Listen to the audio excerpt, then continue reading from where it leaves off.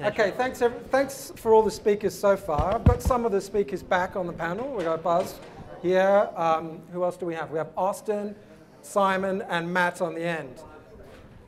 So what we were going to start with was, I was just going to go through each one of the panelists, get them to introduce themselves, explain what experiences they've had with cloud, and kind of gives a little bit of background of what their knowledge is. So I'll probably start from this side, from Buzz. You just finished speaking. Sure. You could give a little bit of background.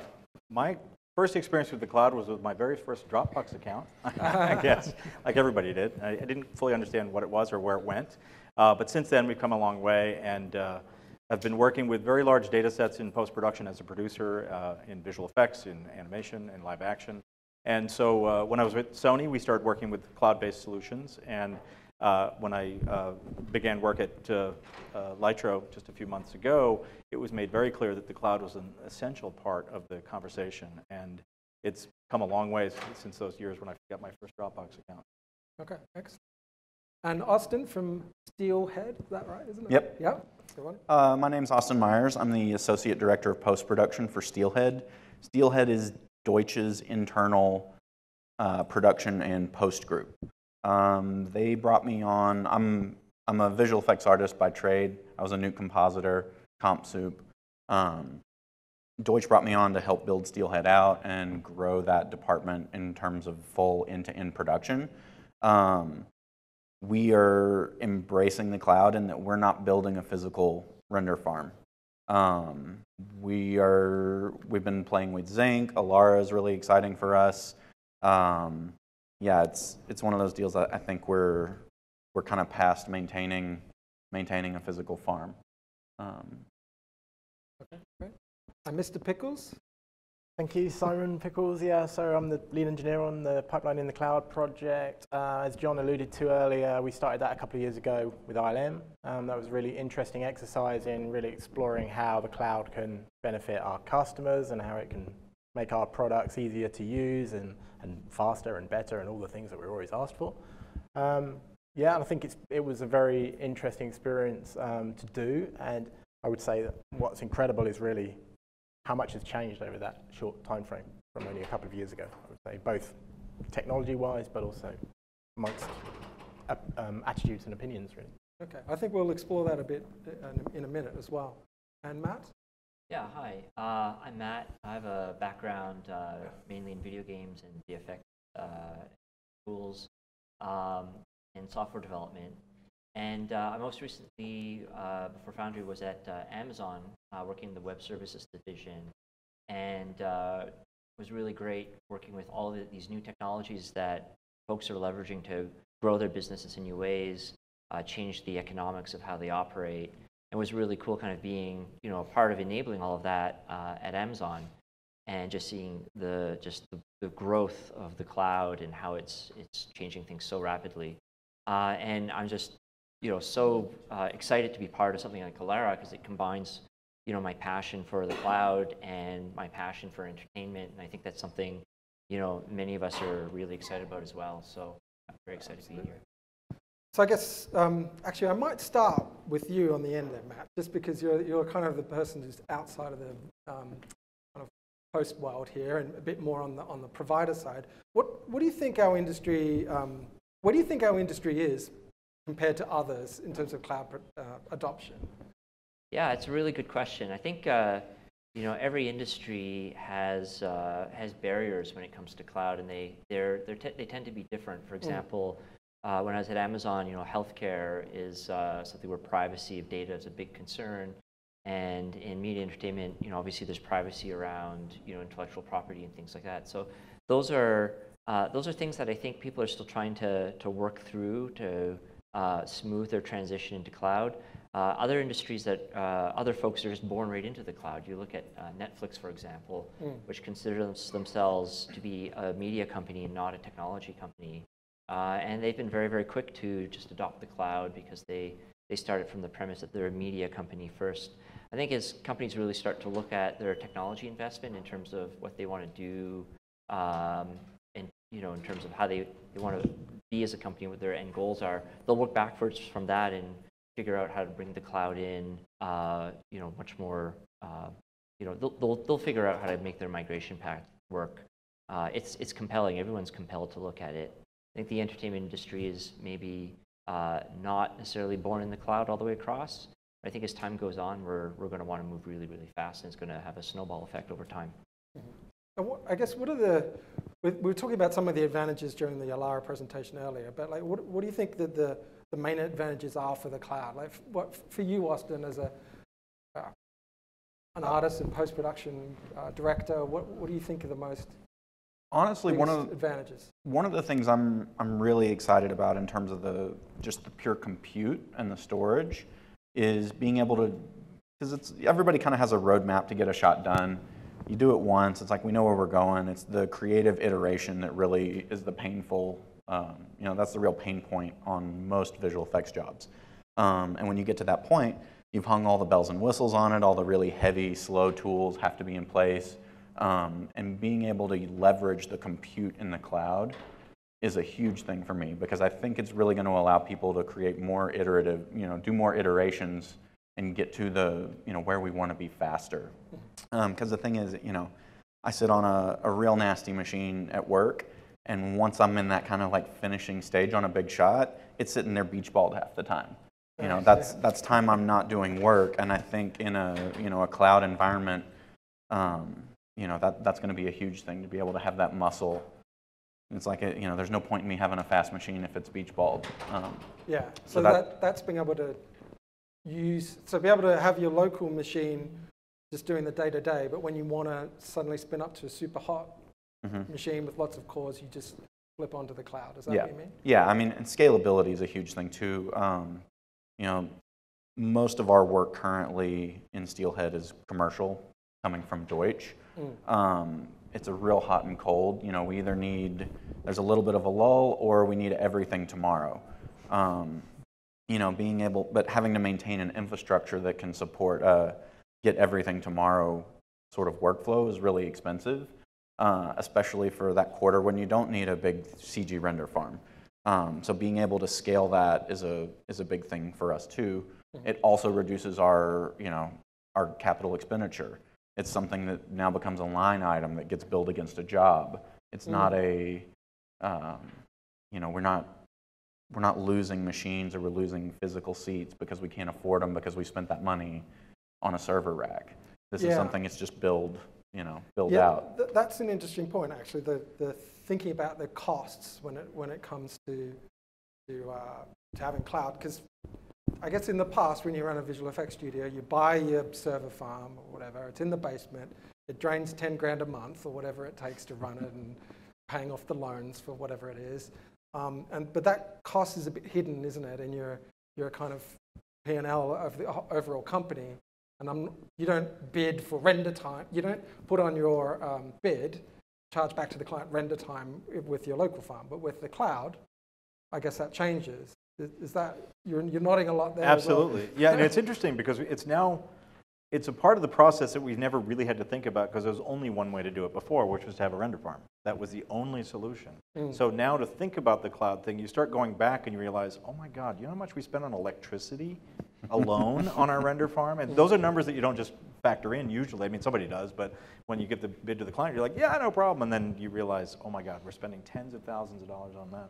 So it's a whole new way of thinking. So it takes a little bit for people to get their heads around it. And to your point, you're starting to look at a metric that maybe you didn't look at quite as carefully before. The actual CPUs used for a particular render, how long it takes, how much storage is there, how long it sits on storage. Those all become very important metrics now, but they're also very manageable in the cloud. Whereas before, we knew how big the shot was and how long it took, but there's nothing we could really do about it. Buy more computers was the only solution. Yeah, or rent them. Like I know that people would be like, I've got a really big job. The only way I can get through it is rent a whole bunch of servers, pull them in for the week, and then ship them out, which is quite a lot of setup and hardware. Well, and even at the workstation level too. I mean, with CG cloud rendering and where it's kind of come in the near term, I'm using artists in New York where all I have to do is give them credentials. I don't have to worry if they have a home machine that's fast enough to crank out the passes or crank out whatever pieces, or I have to wait a day to get a render so we can actually check their work. It's it's like crank it all the way up. where some of the stuff we were doing, you know, we shipped a spot where we had 3 days from inception to ship full CG that had to air on a NFL game, on a playoff game. You know, it was a big ask and really fast, and it was one of those things, there wasn't enough physical time from when they asked us to do the job just to render it in a, you know, on our hardware that we had on site. Yeah. You know, we were able to kick that stuff up to the cloud.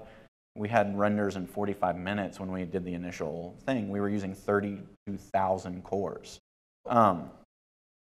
which is not something we can maintain on a day-to-day basis. Like, we're not going to buy a rack with 32,000 cores for that one job, you know, before the football game, you know. Yeah. But being able to scale that, and it cost us, it was like $500.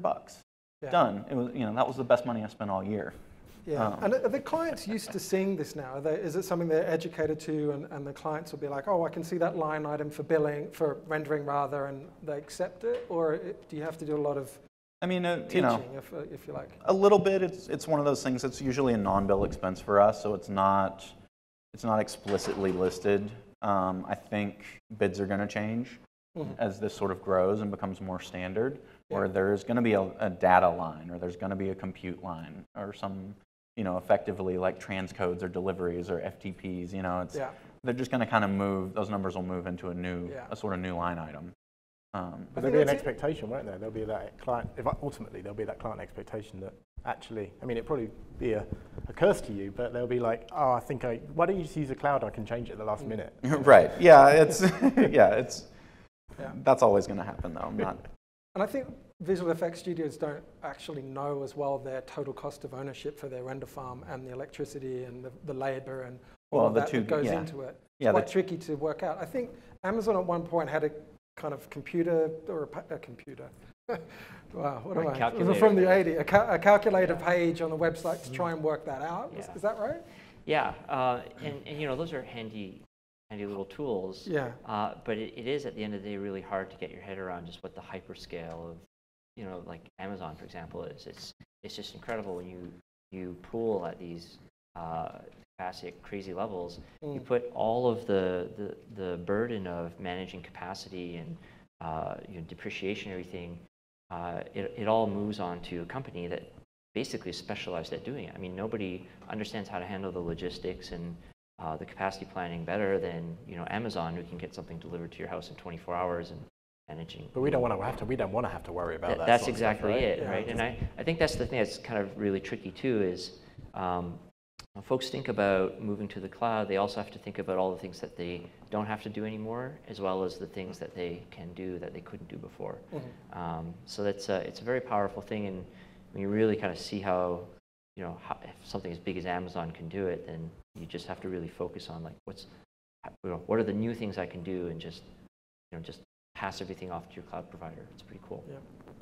So I was going to move on to some of the barriers to cloud adoption in the post-production world. One is going to be security. We're going to touch on that in a minute, because security always comes up. What other barriers do you think there are besides that, the big elephant, which is the security one? Simon, do you have any thoughts? Well, I guess, you know, there's existing workflows, right? There's existing pipelines, and many of those have got some serious legacy baggage, and, you know, that's the reality of it. But it's really just about with the cloud, it should be, you know, there's the cloud vision in the future, perhaps, but before then, we're really talking about those hybrid workflows and making sure that the cloud is offered in a way that's flexible enough for you to actually, like, adopt it easily. You know, I think one of the things that we're trying to do is almost feel that pain on your behalf, because, you know, there's a myriad of different cloud providers, and they all have different operating models, and it's very complicated. Even just the costing is very complicated, right? Yeah.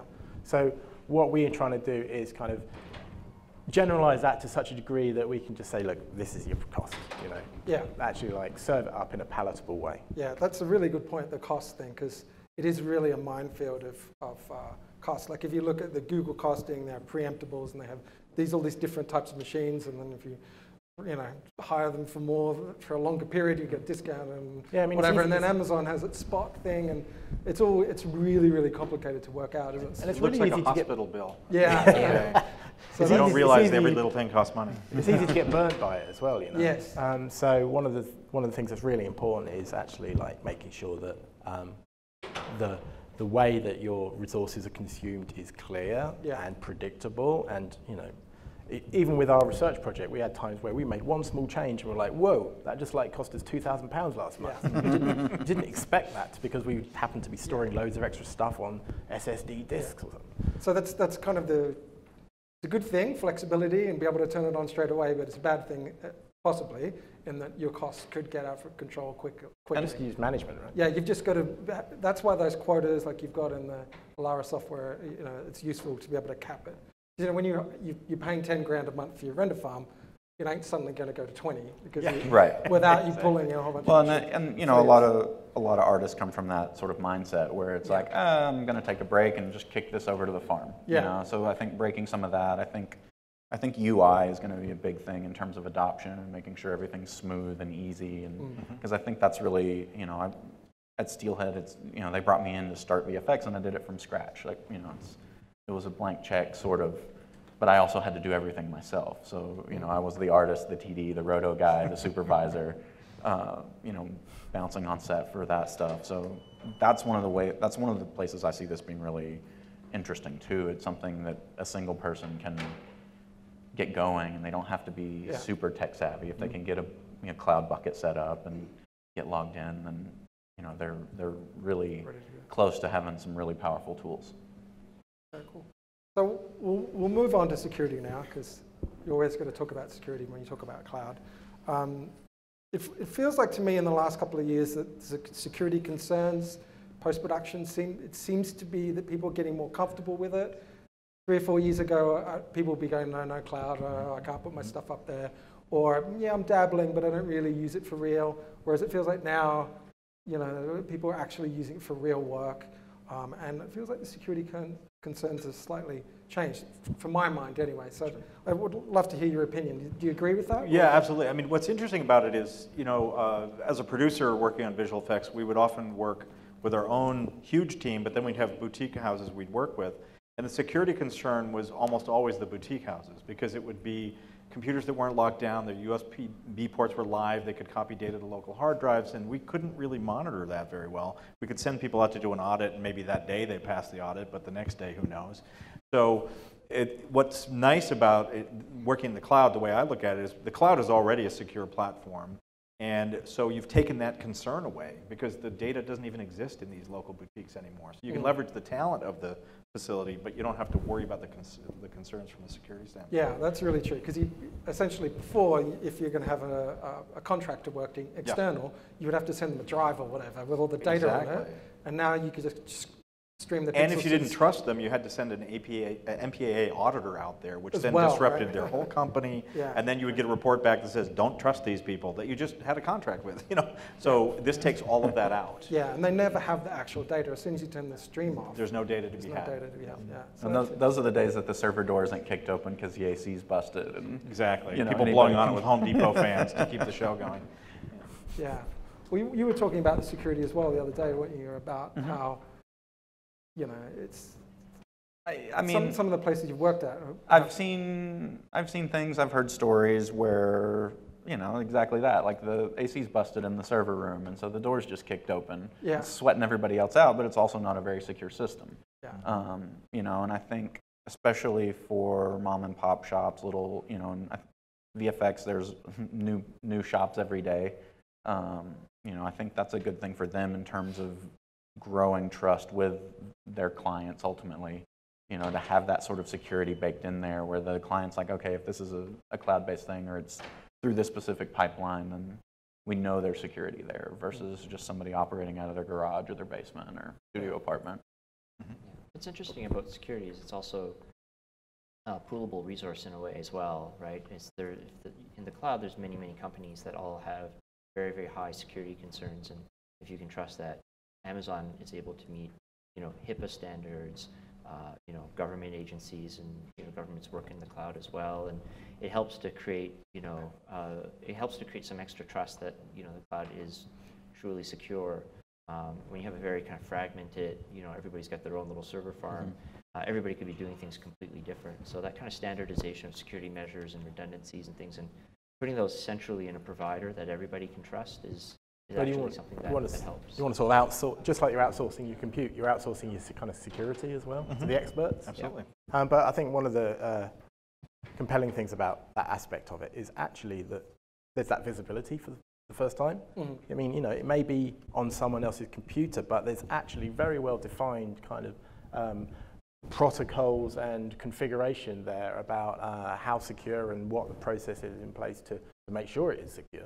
And that's not something that can be said from many local facilities, really. Yeah, and you've standardization on security into one. You've removed a lot of points of failure, because in dealing with a number of boutique houses, you always have the sneaker net problem of getting the data to them, and then the I/O time required, and failure of drives, and all those other things. And if you add up all that time spent on all these facilities just trying to get the files into the system, all that's gone now, too. And there's an integrity to the data. We know what the data is. We know it's good data when it gets there. So I think it solves an awful lot of problems. So we're getting closest to the end now. So probably the last few questions. Just think a little bit about the future and where this is all going. So we roll forward, say, 5 years. I think we probably all expect that most people are using cloud compute to some extent, or at least most studios are using cloud a lot. What do you think that will change? Do you think that will change the landscape of post-production? Do you think it will? We've got a lot of consolidation into big studios right now. Do you think this might be different with the cloud enabling different studios, or do you think it'll essentially be the same? Question. I need a lot more time to talk about that. Do it. No, I think the way the tools are moving and moving into the cloud, visual effects specifically, and I've sort of hedged my bet going to work for Deutsch. I think it's going to become more of a departmental thing where you fire up, companies are firing up their own departments to do this in-house, because it's really more about leveraging artists and talent at that point. The actual infrastructure doesn't become a barrier. Yeah.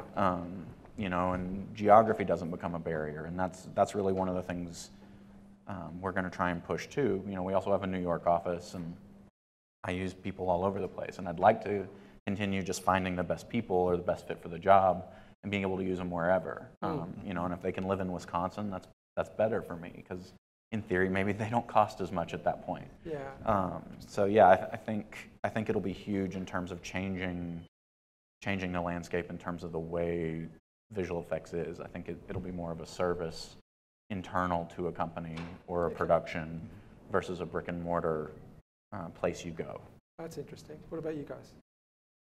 Well, I think what's really, for me, fascinating about Alara is it's forcing a lot of tool vendors to think about the same types of problems that studios have traditionally, namely like not just the features in the piece of software, but how do people work together?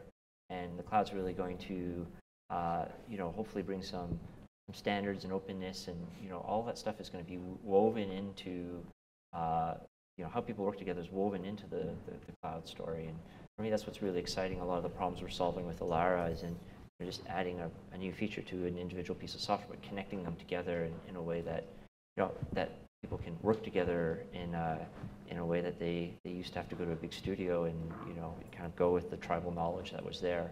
So that's really exciting. I think that's really going to change everybody who participates in the industry, brings things to artists. So yeah, I'm excited by that. I think education will be huge too. Okay. This is a huge tool for education, because that's something I work with some high school kids, and the infrastructure is a really big barrier for them. Yeah. Being able to have a system like this where they can then get into it, and then I can share a session with them and actively work with them in a way without having to set up a VNC or some other sort of screen sharing or Skype or whatever. I think that's a big one. That's really interesting. I guess my last question, which is kind of related to that anyway, is do you think, so maybe the landscape's going to change as in the more small studios, more kind of startups and more work in-house. Do you think it will actually change the amount of total work that there will be in post-production? Like it going up or down? Or do you think it's just going to change the distribution? Probably going to raise standards, I should think. Smaller places, by improving the access, smaller places will be able to compete at a high level, I think. Yeah. So that's going to have a kind of bottom-up effect on improving standards across the board. So, there'll be greater expectation for high-end visual effects. I mean, this is already happening, right? But there's greater expectation high-end visual effects in all productions, whether they're whatever budget they are. Yeah. Do you agree with that, Buzz? Yeah, absolutely. I mean, what's interesting is, one of the intimidating factors about working in light field specifically is just the sheer size of all the files you're dealing with and the complexity of those things. And the cloud makes it just as easy to do that as it is a very simple comp in HD. I mean, it really doesn't matter. And what I think is the real differentiator, which is hard to put a metric on right now, is we have short-circuited the time it takes to come up with the idea to the finished execution in a dramatic way. I think one of the frustrations, I've worked with a lot of DPs and directors over time who have the big vision, but then because of the iteration process and because it's never really quite matching that vision, and it takes so much time to get the next iteration, that the idea changes just to suit the problem at hand. And I think we're short-circuiting the idea now with all the resources in the cloud to be able to have the idea, try it out. If it works, it's in, which I think then fosters this idea that people do more work because the workflow is no longer the impediment to getting that idea onto the screen. Right. All right. I mean, visual effects is a drug. Totally. So we're going to have to figure out a way, though, as a producer, you have to figure out a way to, as you mentioned with the beach ball thing, I wonder in my own personal life how much time I've spent in my life staring at progress bars. Right? That's true. So where's that time go? Yeah, you know what's going to happen, though. You're like, oh, we're going to have unlimited compute, therefore exactly. progress bars are going to go. We'll just make the screens bigger, more explosions. That's what happens. It's always happens. We'll all become Michael Bay. Exactly, yeah. So I guess on that note, Michael Bay, more Michael Bay movies. That's what the cloud's going to enable. That's the closing comment from Buzz. Thank you very much, everybody, for coming today. I hope you enjoyed the presentation, and we hope to see you again next year. Thank you. Thank you, John. Thank you.